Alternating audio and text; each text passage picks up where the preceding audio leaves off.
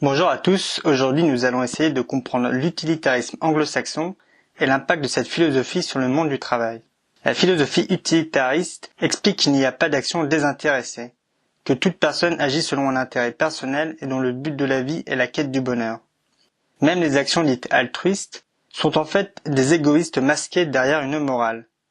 Mais pour l'utilitariste, la vraie action utile est celle qui maximise le bonheur du plus grand nombre. Ainsi, une personne sera prête à sacrifier jusqu'à sa vie pour le bonheur des personnes qui l'aiment, car rendre heureux les personnes que l'on aime répond à notre intérêt égoïste. Comme représenté par la main invisible d'Adam Smith ou dans la fable des abeilles de Bernard Mandeville, c'est en agissant pour répondre à nos intérêts individuels que nous maximisons les intérêts communs. Mais est-ce que c'est parce qu'une action est utile qu'elle est bonne ou qu'elle est vraie ? Par exemple, avec le Fordisme, on a séparé les tâches d'une chaîne de production pour être plus efficace, donc c'était utile. Mais est-ce qu'on a pris le temps de se demander si cela allait maximiser les intérêts des ouvriers ? Le problème dans l'utilitarisme, c'est que l'on juge une action en fonction de certains critères. Par exemple, la rentabilité, la qualité, l'innovation, peut-être aussi l'écologie ou le bien-être au travail, mais cela ne pourra jamais avoir une valeur universelle car elle ne peut pas prendre en compte tous les critères possibles et les anticiper correctement.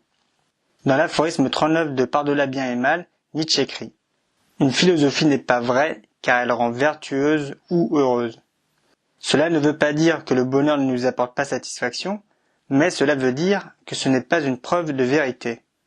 Nietzsche ajoutera dans l'aphorisme 12 du livre Le crépuscule des idoles « L'homme n'espère pas au bonheur, il n'y a que l'anglais qui fait cela. » Mais cela va bien plus loin, l'utilitarisme anglo-saxon a fait naître le rêve américain.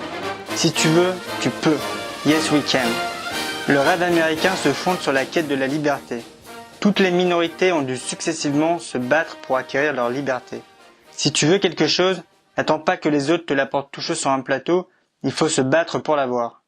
Dans l'aphorisme 44 de Par-delà bien et mal, Nietzsche écrit « Fuyons ceux qui voient en la société existante la cause à peu près unique de tout le malheur et l'échec humain. Car ce qu'ils veulent, c'est le bonheur du troupeau, au lieu de voir l'homme comme une plante qui s'épanouit dans la précarité. » C'est grâce à cette lucidité sur l'individualisme, c'est-à-dire qu'un individu a besoin de répondre à ses besoins individuels, et sur sa capacité à se développer dans la difficulté, que les entreprises américaines fleurissent. Ainsi, le monde du travail se développe autour de la rentabilité avant toute chose, en adoptant une approche orientée sur les résultats et des principes tels que « done is better than perfect », adieu tout idéalisme, adieu tout perfectionnisme, on veut du résultat. Mais aussi sur des relations gagnant-gagnant entre les collaborateurs, si tu veux nous faire gagner de l'argent, on va te donner les moyens pour réussir. Mais avec le capitalisme, comme Coluche l'avait finement analysé à partir du travail de Karl Marx, il y en a qui bosseront 8 heures par jour et d'autres qui n'auront qu'à se baisser pour les ramasser, car ceux qui bossent sont assez cons pour se laisser faire. En effet, tout le monde n'a pas eu la chance d'avoir fait des études pour développer un sens critique, d'être né dans une famille aimante permettant de développer une bonne estime de soi, et surtout, tout le monde n'a pas envie de dédier sa vie à une quête effrénée de la performance, de la rentabilité et de la compétition. Attention à la dictature de la performance où ceux qui faiblissent sont laissés sur le bord de la route.